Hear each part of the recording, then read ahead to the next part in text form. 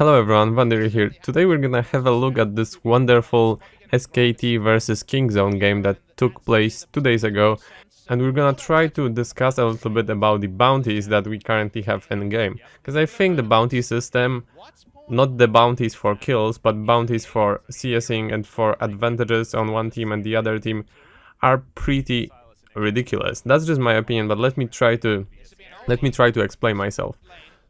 So you may be wondering why out of all games I decided to pick this SKT Kingzone game that took place 2 days ago. Well, this is a very special game that you probably won't ever see again. And the reason for this is that they are abusing the Frostmancy meta. So what does it mean? You're taking the Spell Thieves on level 1 most likely, and you take the champion with Kleptomancy, and what you do is basically you avoid farming at all. You don't farm, you just harass the enemy. So we're gonna fast forward a tiny bit to show you exactly what I mean. So we're 3 minutes into the game. Actually, let me fast forward a little bit more. So at this moment we're 6 minutes into the game. Victor has 1 farm and Azir has 5. This is because they decided to opt for the Spell Thieves so they can finish their quest, and they try to deny as much gold from the enemy, and in the meantime they are gaining the gold passively, they're gaining the gold for Kleptomancy. Azir doesn't actually have the Kleptomancy, but he still opted for this build, and overall in this game you will end up with 5 people going Frostfang. This is mostly to provide the vision game for your team, and this is actually what in the end won the Kingzone the game. Having 3 warding items on the Kingzone side ultimately won them the game, because Sylas was completely unable to flank them. They had the absolute vision and they just couldn't do anything versus their comp. Keep in mind that the Frostmancy thing already got solved in the live servers. It's only the Koreans team that didn't like to, deny this meta, and they opted to play 1 more week with this Frostmancy meta. So they didn't want to hotfix to happen, they were prepared for it, so that's why they are playing on this meta. So let's get to the bounty thing that I want to talk about. You can see Kingzone is slightly ahead in gold, around 500 gold, and this is where the first bounty appears. On Ezreal, 550 gold, so basically 250 extra gold for King Ezreal. This is kind of understandable. The way the bounty system works, as Papa Smithy also said in this broadcast, what's taken into the consideration is that the amount of gold that 4 people get on the team. So usually you exclude the supports because supports tend to get the lowest amount of gold. But in this specific game, also because of so many people going Frostfang, this bounty system shows their weaknesses. That's my opinion. So this is the first bounty on Ezreal. You can see Kingzone is slightly ahead. Ezreal is probably ahead the most because he has the Kleptomancy, so it's kind of understandable that he gets this bounty for farming and for being ahead, although I still don't like this system. I don't think that you should be punished for doing better. And for example, if you pick Caitlyn into Vayne and you are 30 CS ahead, but then suddenly you get a bounty and you die once, suddenly you're behind in gold. You can be already behind in gold. Or the other example is that you are in your lane, you are equal with your laner, but because your team is ahead, you suddenly have 600 gold bounty on your team, on yourself. So if you die, well, you are screwed even more. You are forced to play passively. So if you're an assassin with the bounty because of your team doing well, you basically cannot do what assassin has to do. So take risks to get good rewards, but you are not allowed to do it. So this is the first bounty that happened this game, but this is where the things are gonna get interesting.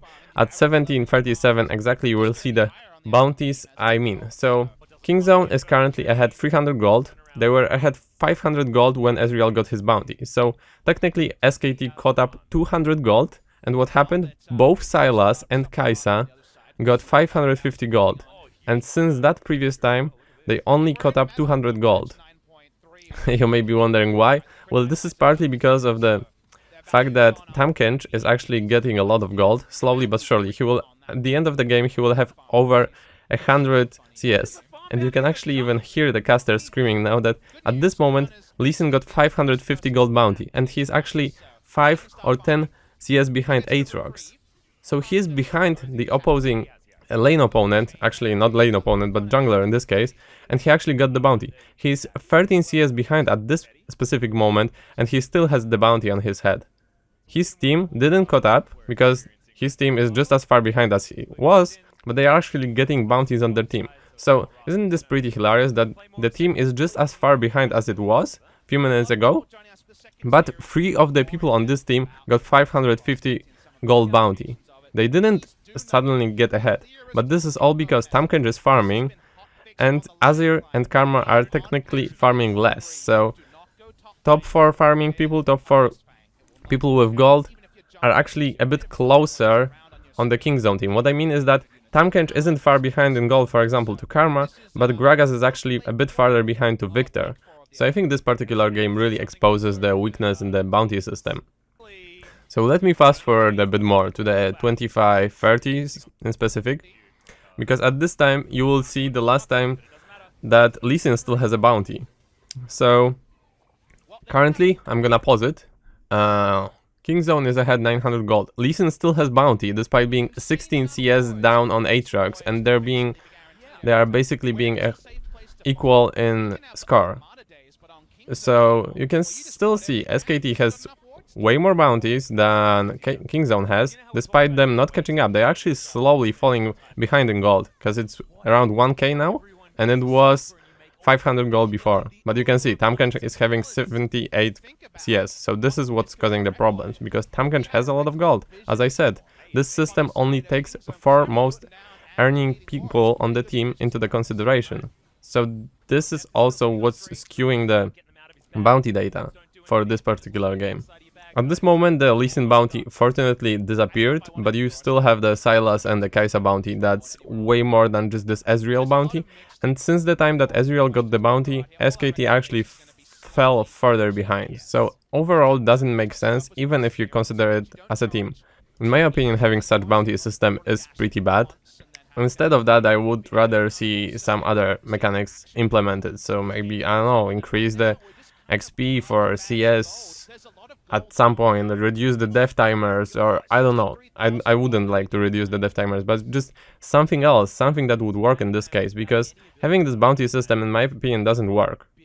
It punishes you for playing well, so you can be an assassin that's, for example, 0-0-0, you just farmed really well, you punish your enemy laner, for example, you are Z mid, or your team is just doing better and you are not doing well. So let's see, you are behind in lane, but your team is doing well, so you will get the bounty. But as an assassin, you basically are forced to take risks.